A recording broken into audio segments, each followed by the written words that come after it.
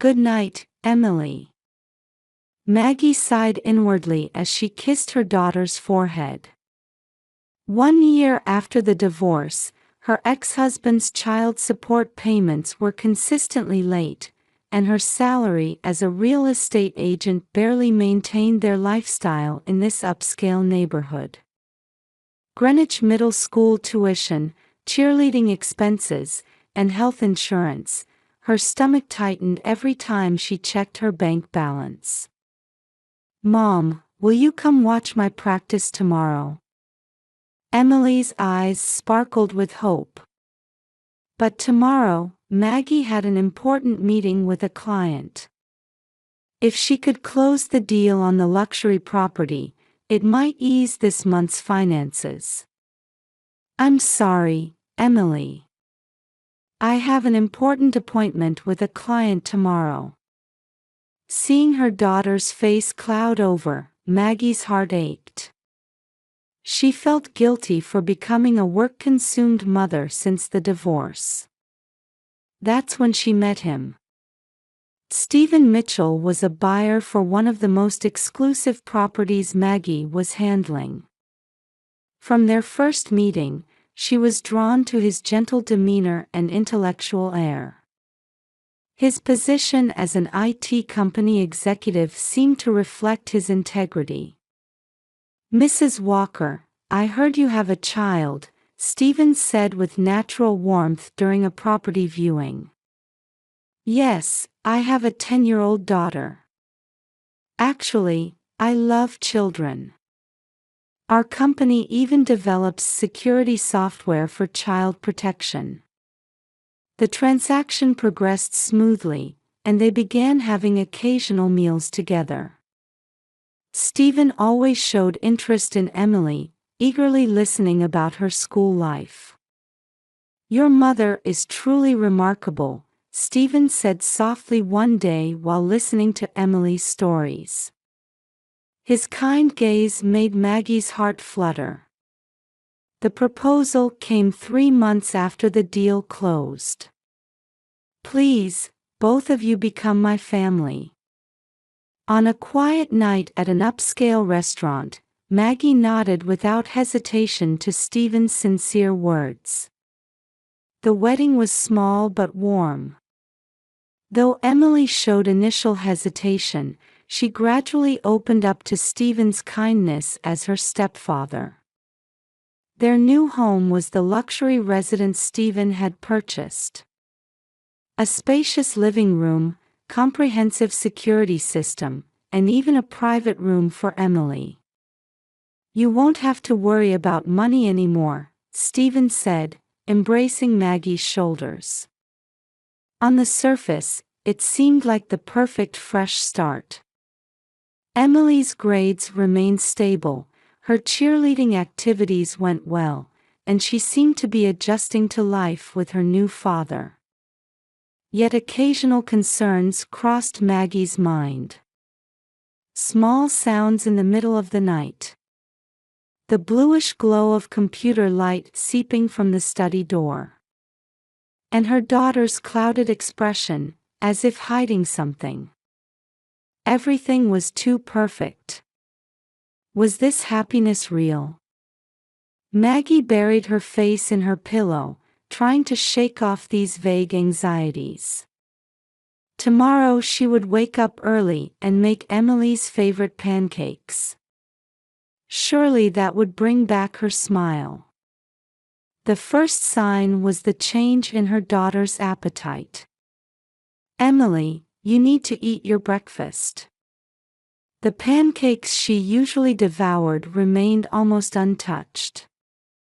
The morning sun streaming through the kitchen window illuminated Emily's pale cheeks. "I'm not hungry." Emily's voice was small, her gaze fixed on her plate. Across the table, Stephen looked up from his newspaper and spoke gently. "Don't force yourself. I'll teach you something special tonight." At those words, Emily's shoulders trembled slightly. The call from school came 2 weeks later. In the hallway of Greenwich Middle School, Emily's homeroom teacher, Mrs. Anderson, stopped Maggie. "Mrs. Walker, I'm concerned about Emily lately." The veteran teacher chose her words carefully. "She's been missing cheerleading practice. And she seems distracted during class. She's especially reluctant to enter the locker room." Anxiety weighed heavily on Maggie's chest. That night, Maggie knocked on her daughter's bedroom door. The pale pink curtains swayed in the evening breeze. Though cheerful smiling photos still adorned the walls, the room's atmosphere felt strangely heavy. "Emily, can we talk?" No response. When she gently opened the door, Emily was curled up on her bed. Her once proudly worn cheerleader uniform was stuffed in the back of the closet. "Has something been happening?" "Nothing." An immediate response. But her voice trembled. Her thin fingers gripped the sheets tightly. Did Dad say something?" For a moment, Emily's eyes widened with fear. The color drained from her face. "No. Mom, I can't." She wouldn't say anything more. Her small body just kept trembling. From that night on, Maggie began secretly observing her daughter. Walking the hallway under the pretense of nighttime bathroom visits, listening intently. Sometimes, the bluish computer light leaking from the study. And faint voices. Then came the decisive night. In the deep of night, Maggie woke to a sound. The clock showed 2 a.m. Bluish light spilled into the hallway. Her daughter's small footsteps headed toward Stephen's study. Heart pounding, Maggie followed. Walking the dark hallway, muffling her footsteps on the carpet. "No. I'm scared." Faint sobbing could be heard.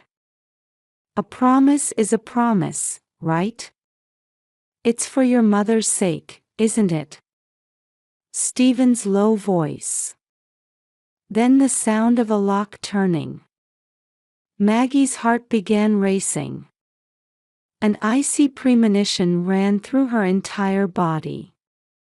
"Emily. What's wrong?" "It's late." No answer. Instead, her daughter's trembling voice from beyond the door. "No. I don't want to anymore." Maggie desperately turned the doorknob. Her hands wouldn't stop shaking. "What's going on? Open up." The door remained firmly locked. From inside came the sound of keyboard typing.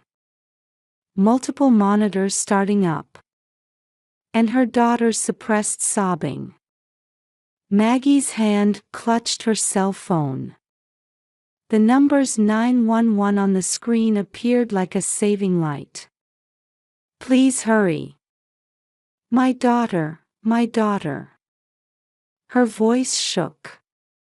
As she explained, all the previous warning signs suddenly connected: her daughter's behavior changes, the strange nighttime meetings, why she avoided the locker room. Police sirens approached.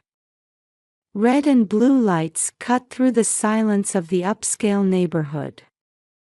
With the officers' shouts came the sound of the door being broken down. As wood splinters flew, armed officers rushed in. What they found were multiple computer screens. They displayed the school locker room, the cheerleaders, and Emily trembling before them, holding a small camera in her hands. Maggie embraced her daughter. Emily's body was ice cold and shaking uncontrollably.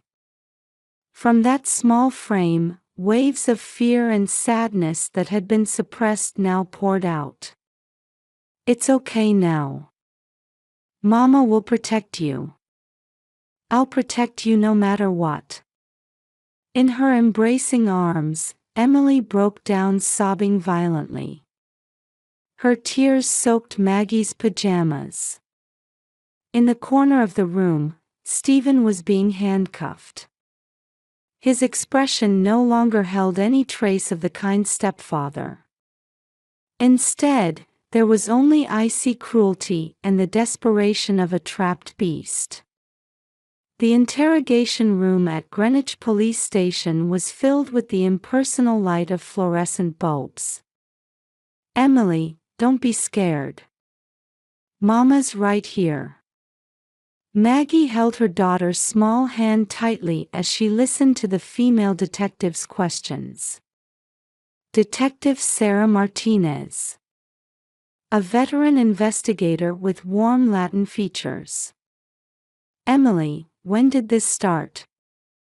Martinez's voice carried the gentleness of a mother speaking to her child. "A little before Christmas." Emily's voice trembled. "Stephen. Dad told me to put cameras in the cheerleaders' locker room. I said no at first. But..." Tears rolled down her cheeks. "He said he'd fire Mom. That we'd have nowhere to live." Maggie felt like her chest would collapse. Her daughter had endured such terror to protect her. In the next room, another interrogation was taking place. "Mr. Mitchell, aren't there other victims?" To the detective's question, Stephen showed a faint smile. His expression no longer showed any attempt to maintain appearances. "I want my lawyer." Those were his first and last words. However, the evidence spoke eloquently. Massive amounts of data were discovered on the seized computers. Not just Greenwich Middle School.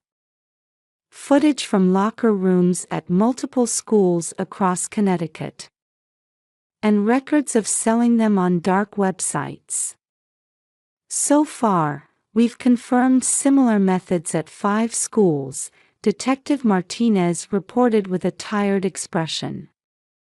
He deliberately approached single-mother households in financial difficulty. After marriage, he forced the children to install cameras. He threatened economic sanctions against any mother and child who resisted. The investigation revealed even more shocking facts. Stephen's company position was fabricated. While he was indeed an IT company executive, in reality, he operated dark websites. His background in developing security software for child protection was all lies. "We found no prior convictions." Detective Martinez looked down at her documents. "However, this is likely because he was extremely careful about destroying evidence. There are likely similar victims in other states." At a cafe near Greenwich Library, Maggie met with other victims' parents. All were mothers with similar experiences. "We also had financial difficulties. Even though my daughter seemed anxious, I couldn't notice." Maggie nodded firmly at each confession. It's easy to blame oneself. But now, they had to look forward. "Let's all attend the trial together." Everyone agreed to Maggie's proposal. The investigation continued. Police found crucial evidence in Stephen's office as well. His IT company colleagues were shocked to learn his true nature. Mr. Mitchell may have used company systems, came the report from investigation headquarters. The cybercrime unit joined the investigation. Emily began psychological counseling. "You did nothing wrong." She gradually began to accept the counselor's words. However, overcoming trauma isn't easy. She often wakes from nightmares. At such times, Maggie sleeps in her daughter's room. Greenwich Middle School promised full cooperation. Mrs. Walker will provide all possible support as a school. The principal's words contain deep regret and determination. Security system review, resident counselors, and protection of victims' privacy. Specific measures were implemented one after another. "Emily, come back to the cheerleading squad. Everyone's waiting." Emily nodded slightly at the advisor's words. Analysis of the evidence continued to reveal shocking facts. Stephen had planned meticulously before approaching mothers and children. He chose Greenwich's upscale neighborhood believing the wealthy environment would provide perfect camouflage. And the most cruel fact: he had been recording everything since their wedding day. He continued filming them playing the role of a happy family like it was some kind of show. How many more children could such a man? Maggie whispered with a trembling voice before the evidence. Detective Martinez nodded silently. A week after the incident, Maggie caught her breath opening the newspaper. IT executive arrested in Greenwich Middle School voyeurism case. Her daughter's school name danced across the front page headline. While the article accurately reported the facts, it avoided specific details out of consideration for underage victims. However, the imagination of the upscale neighborhood's residents more than filled in the gaps. That's their daughter. Even though they lived in such a nice house. Didn't the mother notice? The looks followed them at Whole Foods Market and Bruce Park. Even if without malice, just sympathy, it deepened the wounds of mother and child. Emily began refusing to go to school. "Mom, I don't want to go to school." Mid-morning preparations, she throws off her uniform. Pleading desperately with tears in her eyes. Greenwich Middle School was being as considerate as possible. Protecting victims' privacy, banning media entry, and strengthening counseling support. Still, the rumors wouldn't stop. "Mrs. Walker, we understand your child's continued absence. However," meeting with the vice principal. Though hedging his words, his intent was clear.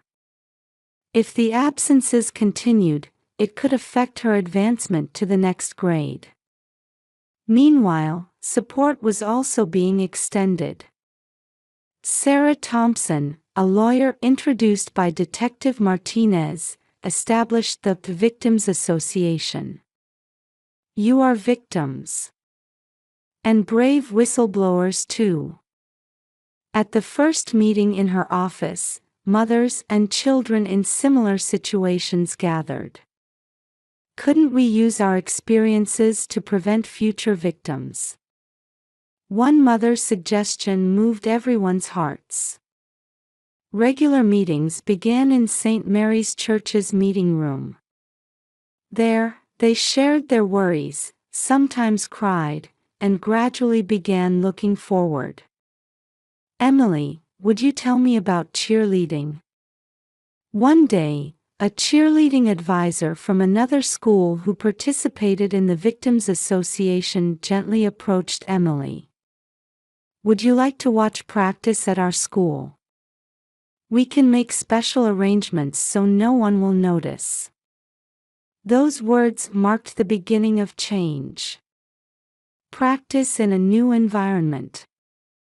Among unfamiliar faces, Emily slowly but surely began regaining her former sparkle. "Mom, I want to dance again." In the evening twilight, Emily's cheeks were flushed for the first time in a long while. Support came from unexpected directions. "Mrs. Walker, we need to talk." The IT company's legal director visited a month after the incident.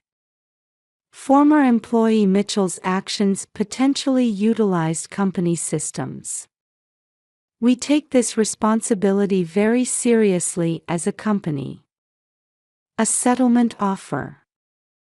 And more importantly, a proposal. "Would you help us launch a victim support program?" The company planned to support cybercrime victims, especially minors and their families. They wanted to use Maggie's experience in crime prevention education. However, not everything went smoothly. When the trial began, new challenges awaited. The defendant skillfully manipulated the victim's psychology. The prosecutor's opening statement. As details of the case were revealed in court, wounds were reopened. "Didn't you invite it?" Stephen's lawyer's aggressive cross-examination. Emily trembled on the witness stand but answered firmly. "No. I was scared. But I had to protect Mom." At those words, the courtroom fell silent. Between trial dates, mother and child sought a new life. They decided to sell the Greenwich luxury home. Though it might hold precious memories, even more painful ones were ingrained there. While searching for a new property, Maggie reflected on her experience as a real estate agent. "I wonder if we can use our experience to ensure safer transactions." The concept of a training program for fellow agents gradually took shape. As autumn deepened and trees began changing color. "Mom, I've decided," Emily quietly began during dinner. "I want to go back to Greenwich Middle School." There was no hesitation in her eyes anymore. "The cheerleading squad is waiting." And, though stumbling slightly over her words, she continued. "By going back, maybe I can give courage to others who are scared to speak up." Maggie embraced her daughter. Warm tears rolled down her cheeks. That night, they talked for a long time. They knew the road ahead wouldn't be smooth. But they wouldn't look back anymore. "Let's go to school tomorrow." Outside the window, the full moon cast a gentle light. One January day at the Connecticut Supreme Court. Defendant Stephen Mitchell, I sentence you to 20 years in prison. As the judge's voice echoed through the courtroom, a faint sigh of relief escaped from the gallery. Furthermore, I order 80% of the defendant's assets be allocated to victim compensation. Stephen's expression remained emotionless until the end. Only the mask of the ideal stepfather had completely fallen away, leaving nothing but cold hostility in his eyes. "It's over now." On the drive home, Maggie gripped the steering wheel tightly. Beside her, Emily quietly gazed out the window. But this wasn't the end. A week after the sentencing, shocking news arrived. Mitchell indicted in Ohio as well. A call from Detective Martinez. multiple victims with similar methods confirmed. Investigation is also progressing in Pennsylvania. The full extent of the damage was still unknown. Meanwhile, Greenwich was steadily changing. Greenwich Middle School completely overhauled its security system. Strict regulations on surveillance camera placement, restrictions on outside visitors, and above all, a new system focusing on student psychological care was established. We've learned much from Mrs. Walker's experience. The principal spoke sincerely at the new semester's parent meeting. Children's safety is our top priority. True to those words, changes were visibly implemented. New security systems were installed in locker rooms, with staff constantly stationed at entrances. Cheerleading practice times were revised, requiring multiple teachers to be present. Welcome back, Emily. The cheerleading squad warmly welcomed Emily back. We've been waiting for you. A tearful reunion. The former discomfort was gone. Maggie's activities also entered a new phase. The victim support program, started in cooperation with the IT company, received an unexpected response. After hearing your story, ma'am, I found the courage to speak up.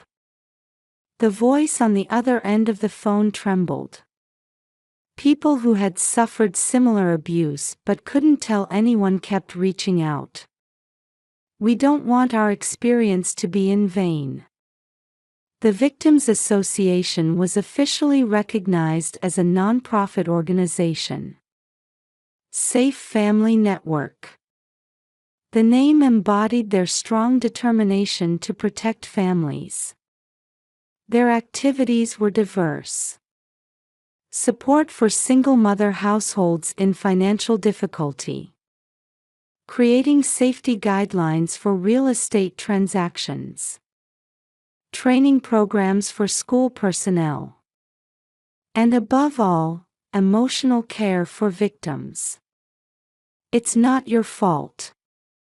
In the counseling room, someone's tears become someone else's courage every day. The Greenwich luxury home was sold to a new family. Be happy here. Maggie sincerely wished as she handed over the keys. The mother and daughter's new home was in a quiet residential area on the opposite side of town. A cozy house surrounded by white picket fences. There's even a small garden in the backyard. Mom, can I plant sunflowers? Emily suggested, inspired by the spring weather. Of course. While tilling the soil, Maggie thought. Sad memories never completely disappear. But they surely have the strength to overcome them. Every Sunday, mother and daughter attend Mass at St. Mary's Church. God gives us not only trials but also the strength to overcome them. The pastor's words touched their hearts. Spring 2025. Emily stood on stage at Greenwich Middle School's graduation ceremony. We can turn fear into courage. The audience fell silent at her words as student representative. And that courage will surely become someone's light. After the ceremony, mother and daughter took a photo in front of their newly planted sunflowers. The yellow flowers looking straight up at the sky seemed like symbols of hope. Mom, we'll be okay, right? Yes, we will. A gentle breeze softly caressed their hair. The Safe Family Network's phone is ringing again today.